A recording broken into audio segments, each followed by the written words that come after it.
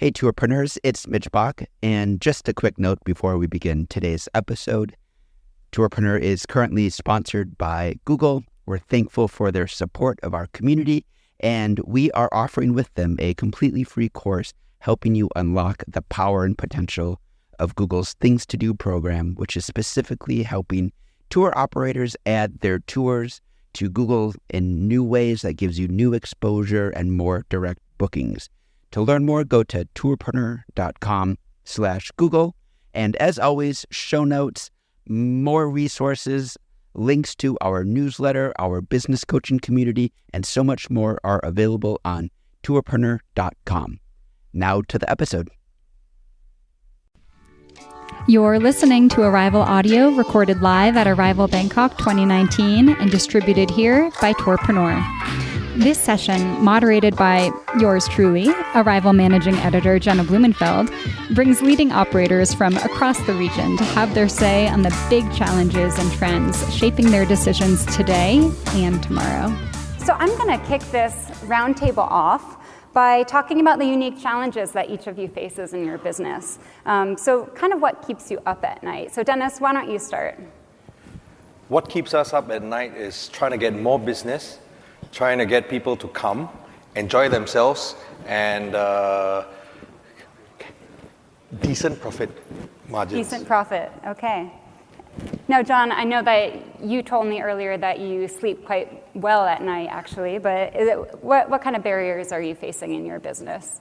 Look, for me, I like to think of where is the future heading, and how can we, as operators, stay ahead of what might be overrunning our businesses. So in order to do that, we have to try a lot of different things. So for me, it's about how do I take advantage of all the things that my company has to offer without someone else taking too much of a slice.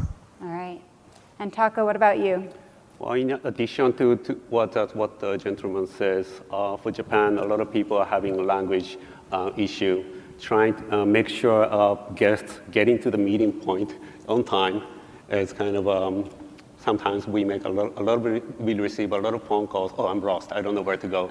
So we want to make sure everybody is there on spot. And you mentioned earlier that one of the things that your company does is really excels in creating that kind of complicated itinerary for travelers. Can you talk a little bit about that? So we have two business pillars. We are the platform for the experience activities and tours, but also we are DMC. Now, DMC, we have our main target is like Westerners from people from US and Europe coming to Japan for 2 weeks, 3 weeks. They don't know the best way to go around the country. A lot of people look up on the internet to search where to go, what to do, how to go, but most of the information are still written in Japanese, and they don't know if that is the best way or best route to go for the sightseeing. So we help with itinerary making. Wonderful. So Dennis, in the first 6 months of your business, you had a couple challenges because there are some issues happening in Bangkok. Can you explain what those issues were and also how you rose above them? I think sometimes depending on where you operate, there are local issues. For example, earlier in the year, there was the preparation for the political transition. So that kind of affected us a little bit. With regard to the local market, it was about a wait-and-see approach. Then during the elections period, the tourist numbers actually dipped, and then slowly it started to come back. Some of the things we did was, of course, rely a lot on our OTAs to build the tourist numbers, which actually year-to-date has gone up compared to last year by about 66 to 70%. Okay. So it was definitely a partnership between your OTAs that you work with and you? Definitely. I think it helped us to tide over some parts of the business, but there's also many things that we have to look at and try to solve, and some things which is beyond our control. Awesome. I'd like to talk about a topic that's likely on everyone's mind, and that is growth. And growth can be hard to quantify, right? Because you're all different operators. So, John, you started out as a kayak operator, and now you're much larger than that. And so, what kind of decisions did you have to make in order to grow?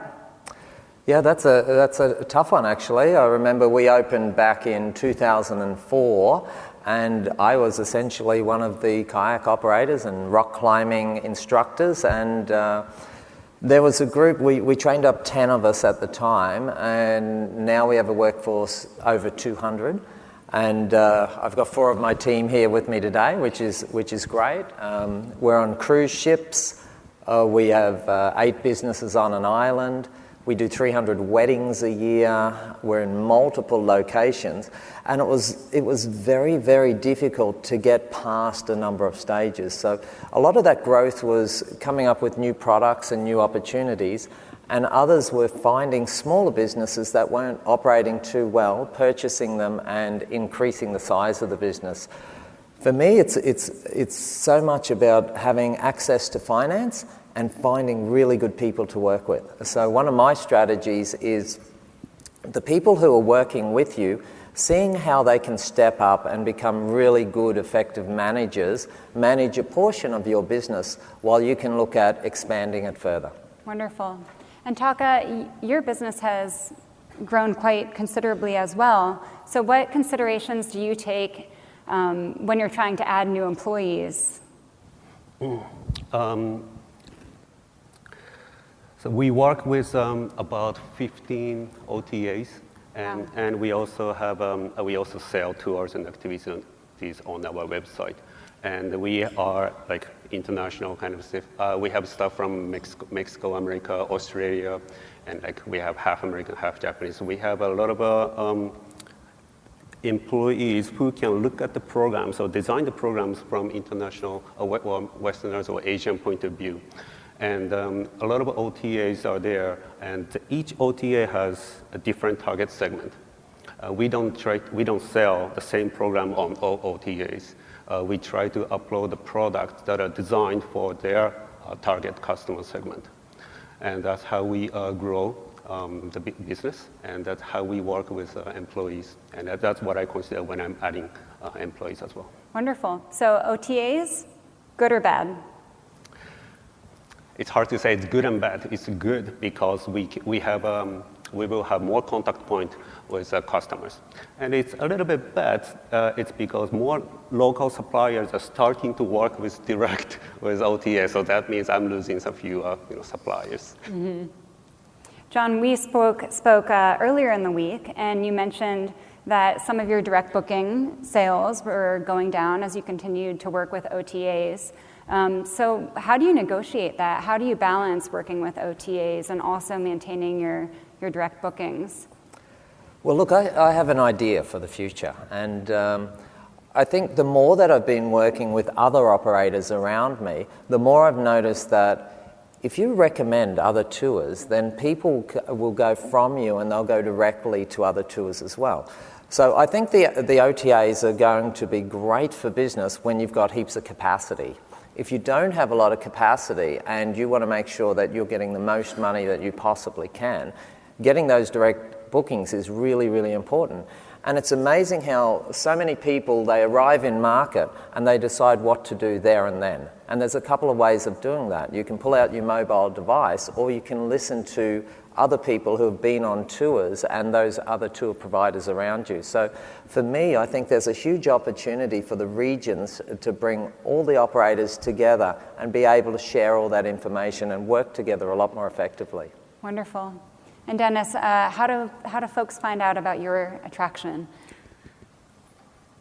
I'm sorry, like most other companies and operators, we do have our own website, but at the same time, when we use the OTAs, they sort of extend that distribution, they extend the awareness, they also help us promote on occasion. But like what John said, it's a bit of a balance that sometimes you need to have. And can you describe if your attendees or your guests, are they mostly international or are they more domestic? Our guests, being in Thailand and being in Bangkok, our visitors tend to be more local. So this year, about 25% are from overseas. Mm-hmm. We also consider the expatriate community here local. Okay. Yeah. And one more question for you. how do you drive same-store growth? Same-store growth. How do you drive growth in your attraction and get repeat customers? In terms of, we try to do it as best as possible through the experience itself, trying to get good reviews, trying to also make sure that everyone leaves happy. That's pretty much the service industry, you know. Just always making sure that someone leaves happy and has a good positive experience. Everyone agrees with that? More importantly, if they go online and start to encourage others to come as well. Right. So I'd love to know from all of you, what kind of customer behaviors and traveler trends are you seeing that's really driving change within your business? John, do you want to start with that? Sure. One of the trends that I've seen over probably the past almost 10 years is a lot of our Asian visitors are becoming a lot more risky with what they do. There was once a time where I found it very, very difficult to have Chinese visitors go snorkeling with me.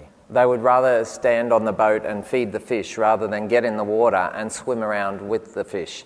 So I found what I needed to do was I needed to encourage them to do that by having Chinese-speaking staff and letting them know that it was okay, you're going to be fine. And by having people in the water with them that could speak their language and could travel with them and giving them good flotation devices and also having video of other Chinese people, then after a while they thought, well, I have to have this experience. I've come all the way to Australia. I'm on the reef and I need to have this experience. So we've noticed that people are going a little bit further out of their comfort zones now. Okay. Taka, you're nodding your head. Do you agree with that? Yes, I do agree. And in my case, so let's talk about the Asian trend a little bit. Yeah.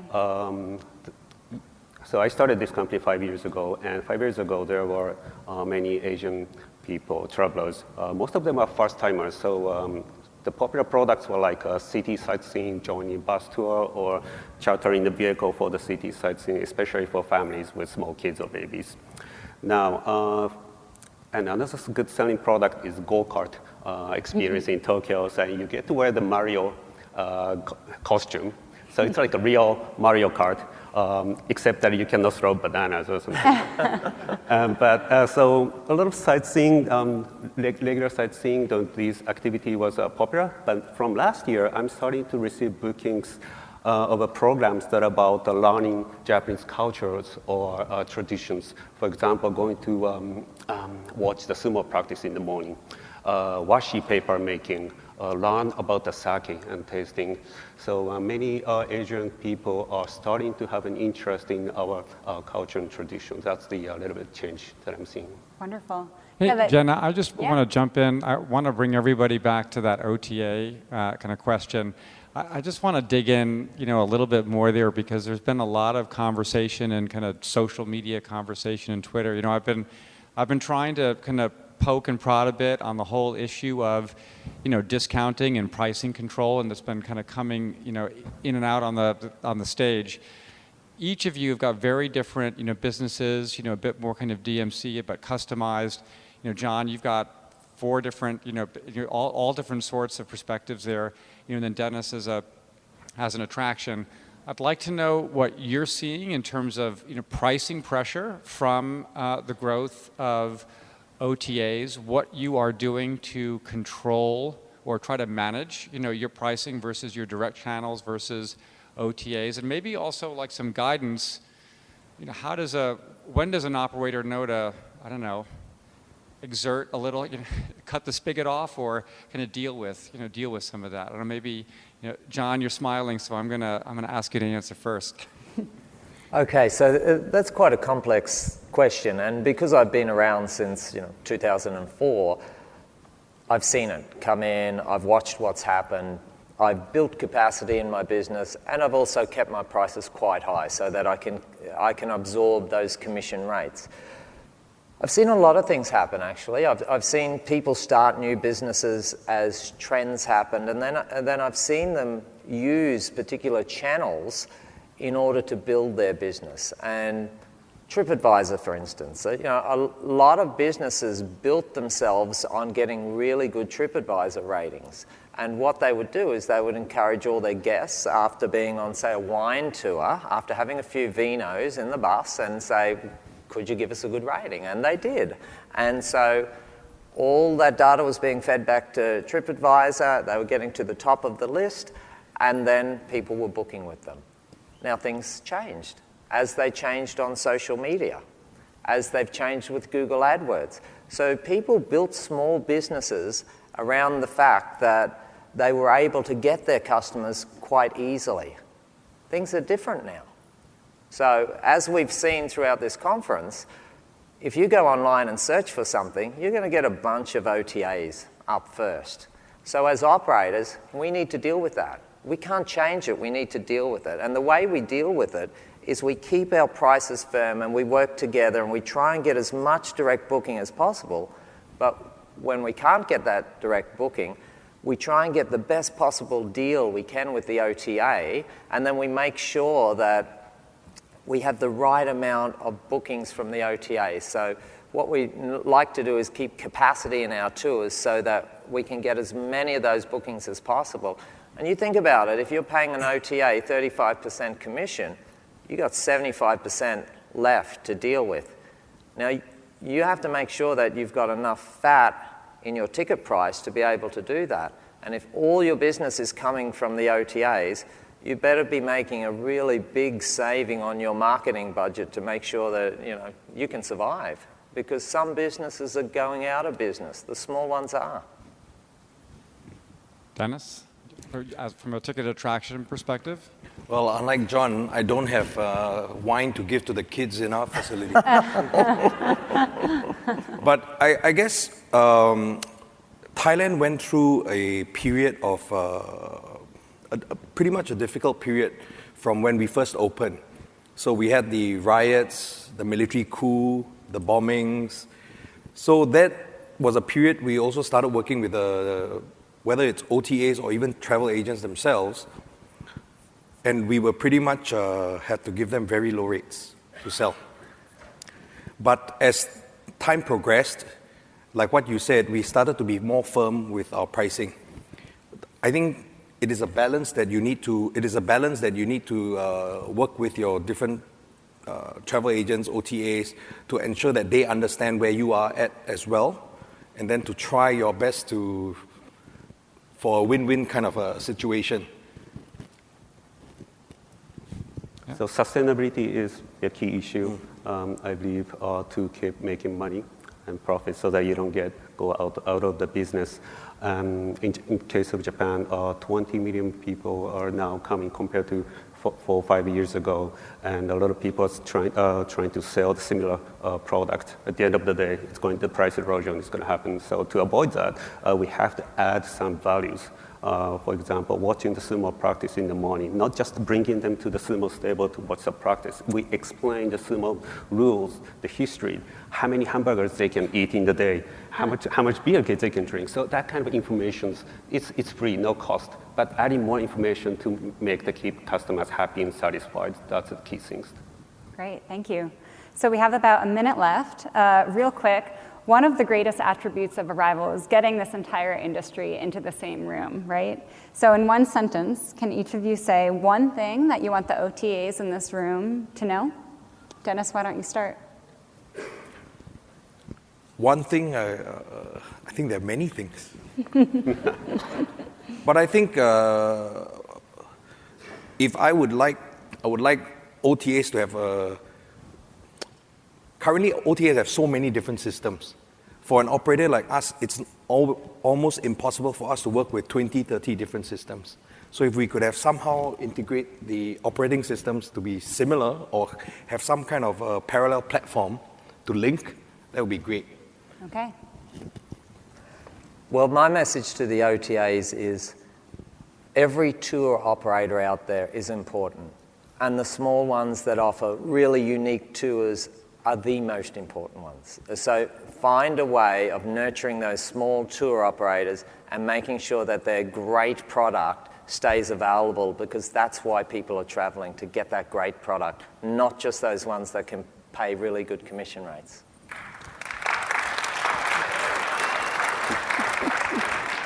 Taka, do you have a message? Yeah, I would say speed is a key issue. It's very speedy to reach people on the other side of the earth. We can reach people in Latin America, people in Africa in like 2 seconds through internet or through OTAs. So it's really a tool to reach global people. Wonderful, thank you. Well, ladies and gentlemen, this is Dennis, Sharpie, and Taka. We hope you enjoyed this session from Arival, the only event dedicated to creators and sellers of tours, activities, and attractions. Head to arivalevent.com to register for upcoming conferences around the globe. And for insights into the in-destination industry, head to arival.travel.